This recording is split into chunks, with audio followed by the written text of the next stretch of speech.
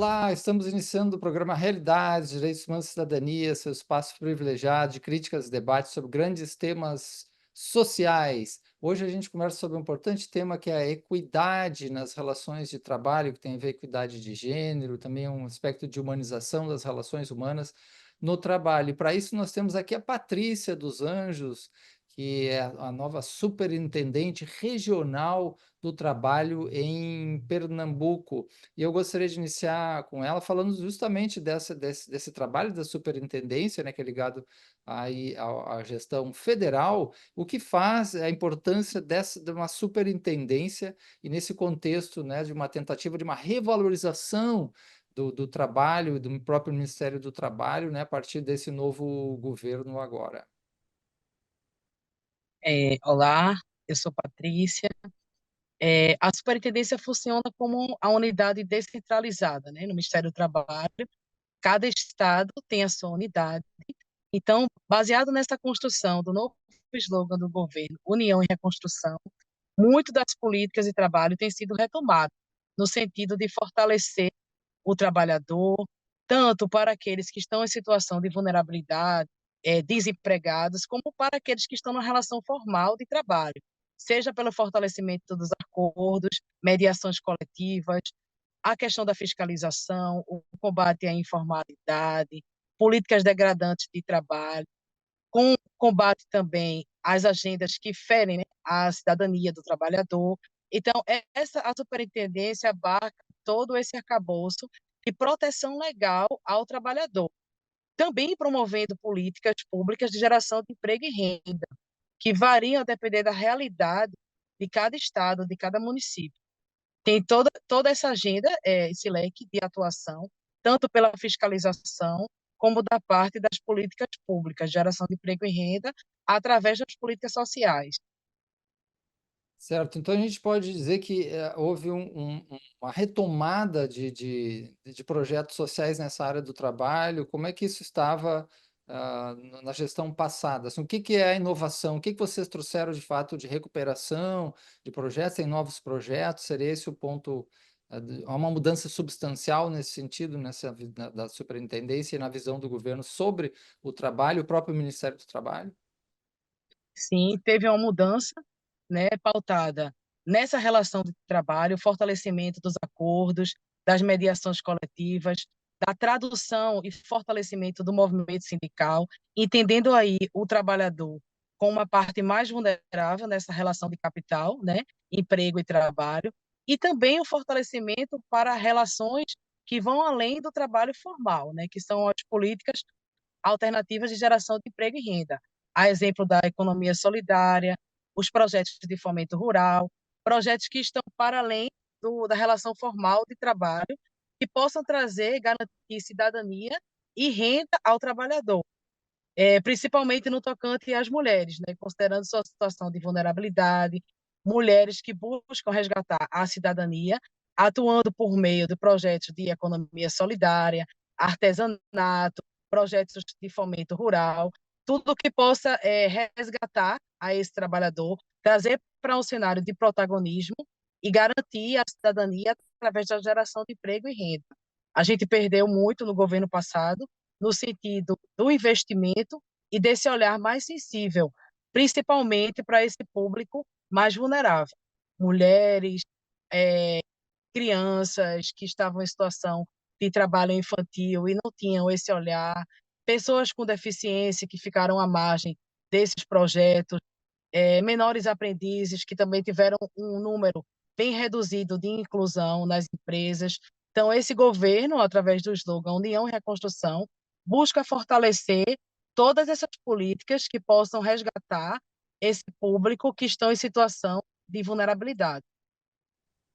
Certo. Patrícia, você falou a questão da valorização, da questão da mulher, né? E você assumindo essa posição da superintendência, né? Pelo que eu sei da sua categoria, de onde você vem, né? É a primeira mulher dessa categoria seria isso, assumir a superintendência? Sim, é uma categoria de analista, né, de políticas sociais, somos 750 no Brasil, todos atuando em projetos de geração de emprego e renda, alguns lotados em Brasília e outros em alguns estados. Não são todos os estados que têm analista de políticas sociais, mas eu sou a primeira mulher a ser nomeada superintendente no Brasil, e é um voto de confiança muito grande do governo federal, e é uma sinalização muito forte, dizendo que não só a valorização do papel da mulher, como da reconstrução e fortalecimento das políticas públicas no país. Juntos nós construímos propostas que variam de acordo com a realidade de cada estado, de cada município, baseado em uma análise diagnóstico de dados, baseado em uma escuta também dessa população, em um histórico, né, de evolução de cada região, para que a gente fortaleça esses projetos. Ainda é uma carreira muito nova, só tem 11 anos, né, que foi do governo Dilma, então muito do que foi construído foi pensado por as pessoas que ocupam os cargos das carreiras. Então, muita coisa surgiu e ainda está sendo elaborada, baseada na experiência que a gente está vivendo. Então, não tem nada, quando a gente trabalha com políticas públicas e projetos, não tem nada que já exista de uma forma já engessada. Tudo pode ser alterado a partir da construção e percepção das realidades, fazendo um trabalho de escuta afetiva, tradução de realidade, reconhecimento de realidade, de cenário, diagnóstico, para, a partir daí, a gente implementar e avaliar os projetos. Então, Patrícia, sobre essa questão ainda da mulher, como você vê a ascensão da mulher no mundo do trabalho? Eu sei que é uma questão, daria muitos programas, mas a sua avaliação nessa ascensão nos últimos anos, né? E se isso foi suficiente? Alguns até dizem, não sei se é os homens que falam que as mulheres estão tomando conta e vão tomar conta mais ainda do emprego dos homens, eu não sei. Eu passo a bola para você aí falar sobre isso. A gente teve, sim, né, uma ascensão, mas eu acho que ainda tem um caminho muito vasto pela frente, porque é uma questão cultural, né, da gente ter ainda muito mais homem em espaço de poder do que mulher. Então, nesse contexto, a gente tem a última legislação, que é a 14.611, de 2023, que é a Lei de Igualdade de Gênero, que ela trata, sobretudo, da questão salarial, né? Foi feito um estudo baseado em dados estatísticos que demonstram que no Brasil ainda existe, né, uma desigualdade muito grande quando a gente analisa homens e mulheres que ocupam o mesmo cargo na gestão. E aí, partindo do princípio que eles têm o mesmo nível de escolaridade, formação, capacitação. Então, esse dado é real. A gente tem ainda homens e mulheres onde o homem recebe um valor a mais do que a mulher.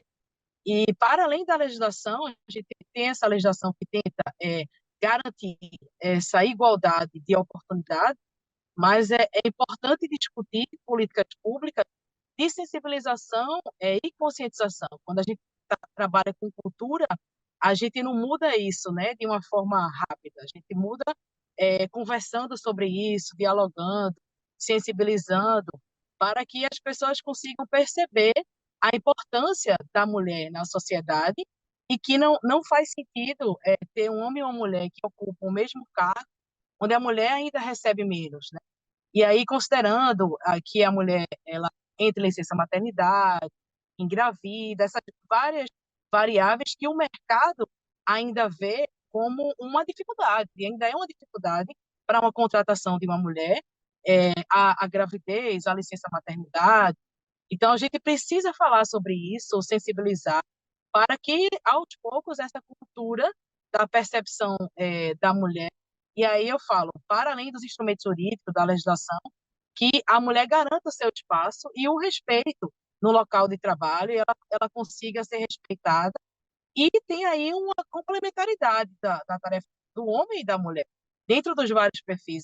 Falam muito de que a mulher, no espaço de poder, ela conta com a característica da sensibilidade, da intuição, mas a gente tem também a figura masculina com a assertividade, a firmeza no processo decisório, e a gente luta pela equidade, para que os dois estejam em situação de igualdade e de oportunidade. Eu acho que o caminho é por aí.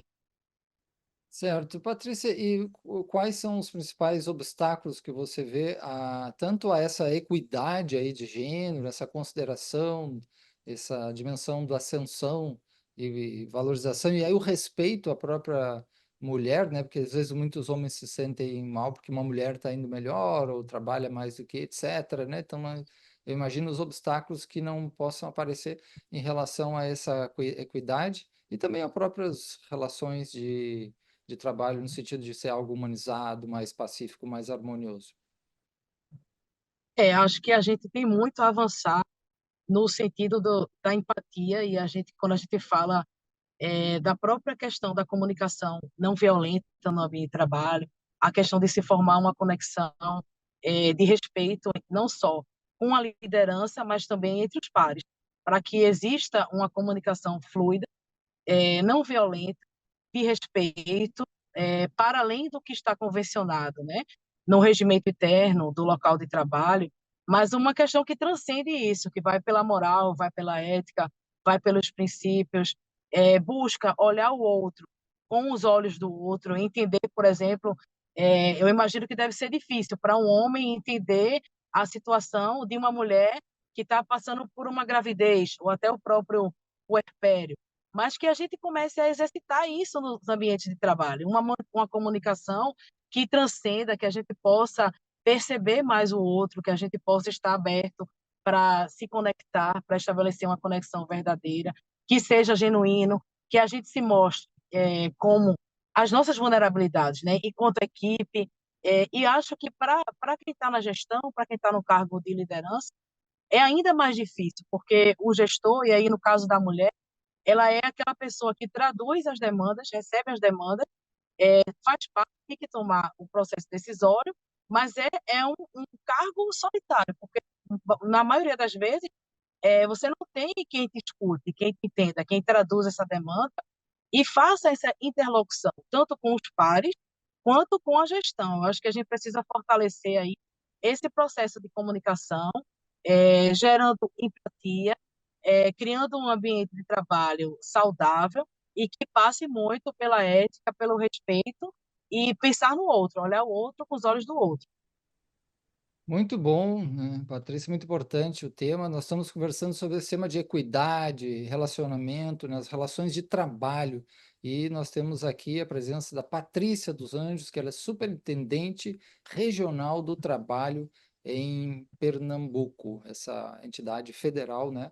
A representação em Pernambuco. Vamos fazer um pequeno intervalo e voltamos já já.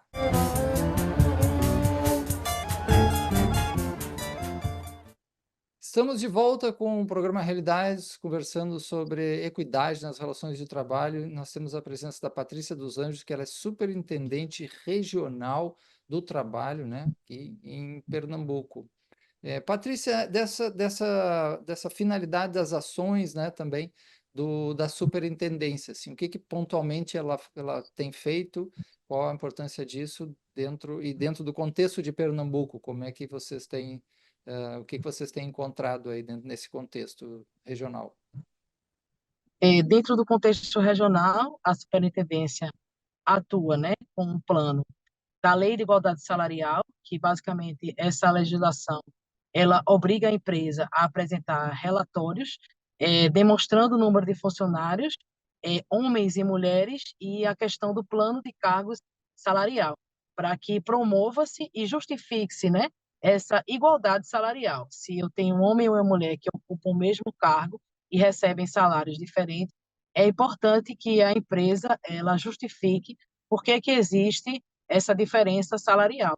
E também trabalha-se com a fiscalização para combater o assédio, tanto o assédio moral quanto o assédio sexual.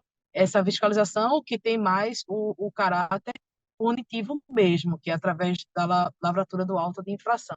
Mas, para além disso, a superintendência tem buscado promover espaços de diálogos sociais, escutando as pessoas e sensibilizando, fazendo diálogo com os empresários, com o movimento sindical, a sociedade civil, os fóruns, para que juntos a gente consiga pensar em políticas e alternativas de solução para disseminar e fortalecer, né, tanto o combate à questão do assédio, às violências, como a questão de preconceitos também. A gente está fazendo isso em rede, de forma articulada, mas para além do que está na legislação, de uma forma que se promova o diálogo e a sensibilização. Certo, você falou temas importantes, um deles a gente já chegou até a fazer programa aqui, que é a questão do assédio, tem o assédio moral, assédio sexual, né? E é incrível que apesar de toda a legislação, né, Patrícia, toda a consciência, tudo isso, parece que isso ainda é um problema que exige muito esforço para a solução, né? Ou seja, não é um caso isolado, né? A gente tem uma constância, né? Sempre, claro, a gente não vai contar aqui que muitas vezes há conflitos que as pessoas podem até interpretar, pode ser um tipo de assédio, elas usam esse recurso, mas em geral talvez tenha muita demanda, muita, até coisas também não trazidas à tona, né, por medo, né, principalmente os subordinados. Como é que você vê? Fala um pouquinho mais essa questão aí do assédio, depois a gente pode falar do diálogo também. Assim, de fato, existem casos que são mais fácil de identificar e existem casos que são mais sutis, né? Porque quando a gente fala de assédio, ele não necessariamente precisa ser verbal, né? Um olhar, uma coisa que seja mais invasiva, ou que a mulher se sinta agredida, que coloque, né, em xeque a sua dignidade. E é difícil, de difícil apuração, e a gente considera a mulher como o lado mais vulnerável da situação, e é muito comum que elas se calem, porque tem medo de perder o emprego, tem medo de ser retaliada na empresa. Por isso que eu falo que é tão importante que a gente dialogue para criar uma confiança a ponto de que essa mulher forme talvez uma rede no seu ambiente de trabalho em que ela se sinta confortável para falar sobre isso, para dialogar e para que, se for o caso, chegue de fato a denunciar para os órgãos competentes, para que possam fazer essa apuração. E que a empresa, ela de fato estabeleça uma política de compromisso de combate ao assédio, que ela traga quem ocupa os cargos de liderança e de gestão, e aí os homens também, para falar sobre isso, para estabelecer talvez um protocolo, né, de comportamento, de ética, de como é que vai funcionar um ambiente de trabalho, de forma que a mulher seja escutada, a forma que ela gostaria de ser tratada, até onde vai os seus limites, o que é permitido. Então, que se coloque isso no protocolo de intenções de forma ética e que fique claro quais são as regras do jogo na empresa, né? O que é que a empresa considera como um comportamento socialmente aceitável, justo, que traz a sua marca, né? Que coloca em xeque também a sua reputação e que isso seja acordado e legitimado da direção, da gestão, quanto como com seus trabalhadores. Então, é importante que seja um processo transparente, que a empresa ela se posicione, ela fala, não, aqui na minha empresa não admito assédio. Então, o que é que vai ser feito para que se possa combater, identificar e trabalhar essa política dentro da empresa, a partir principalmente da escuta desse público-alvo mais vulnerável, que são as mulheres. Muito importante nesse tema. Agora você falando, me veio na cabeça algumas vezes que eu peguei Uber, e aí conversando com homens motoristas, né?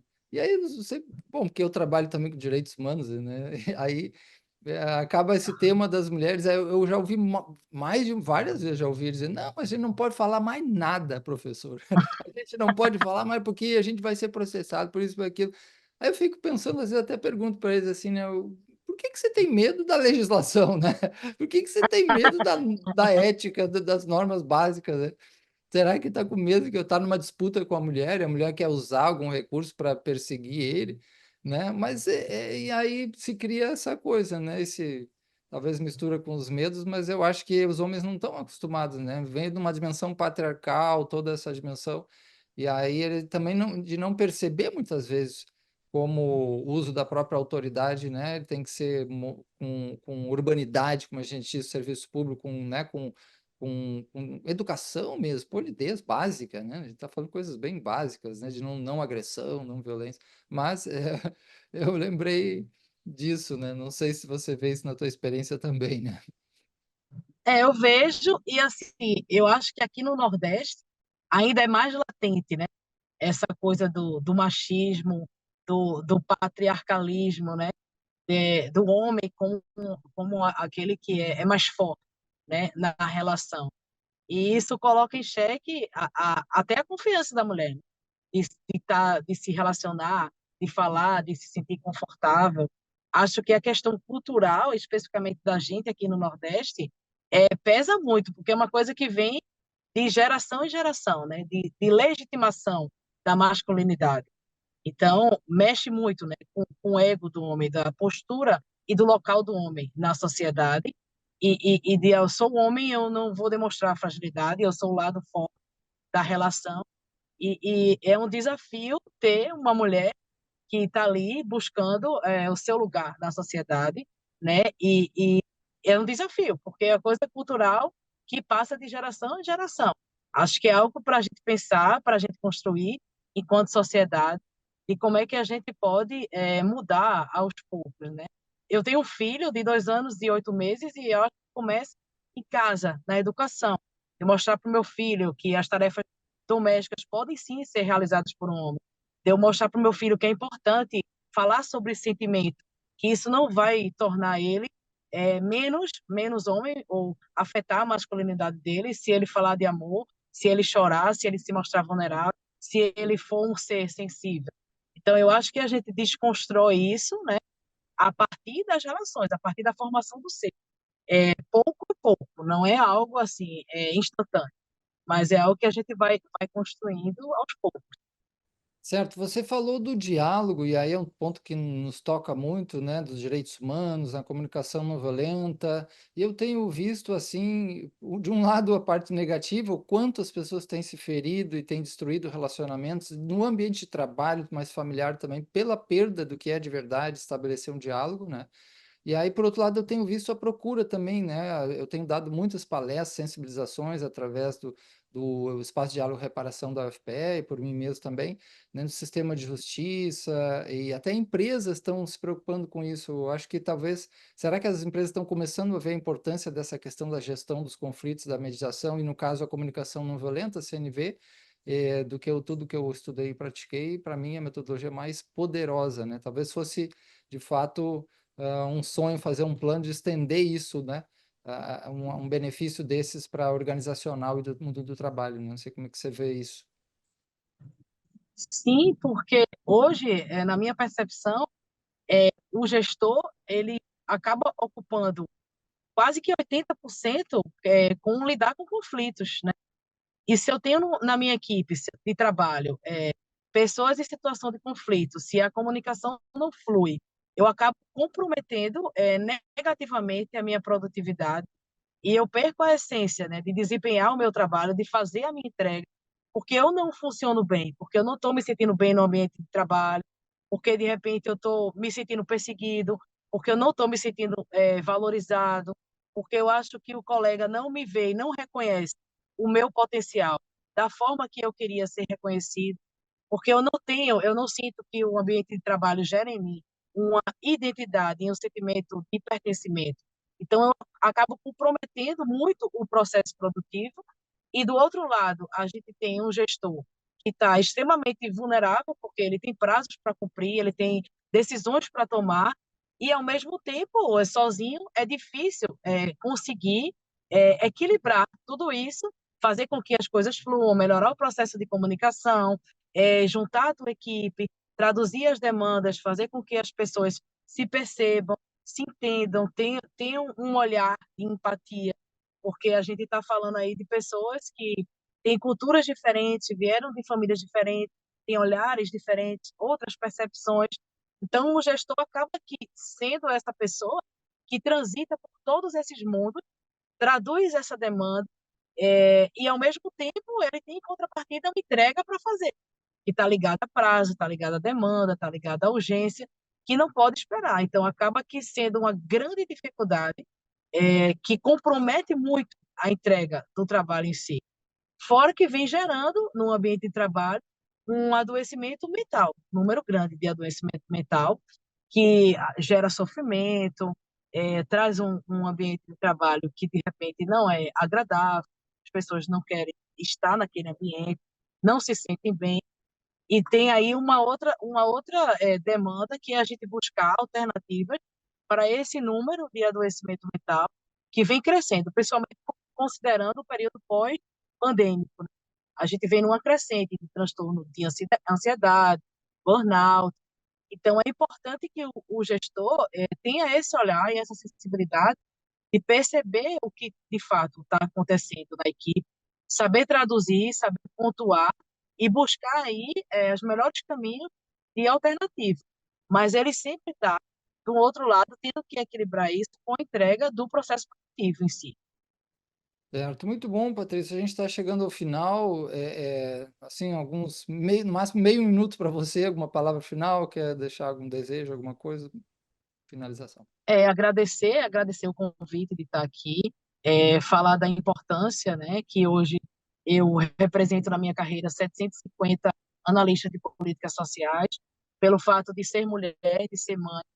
Eu acho que isso é uma sinalização muito positiva de que a gente vem mudando, né? A gente está mudando, a gente está no caminho certo da mudança, de pensar no papel da mulher um outro olhar e que a gente pense como sociedade, para além disso, das relações humanas, né?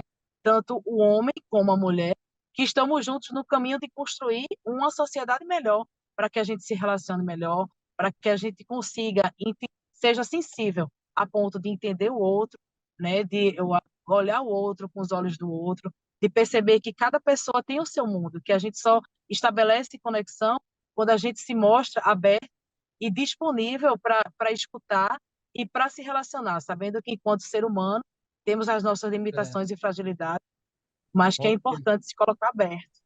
Ok, então, muito bom, né? Muito importante esse tema. Agradecemos muito a Patrícia dos Anjos conversando, e ela que é superintendente regional do trabalho em Pernambuco, conversando sobre esse tema com a gente de equidade e humanização nas relações do trabalho. Obrigado a todos e até a próxima.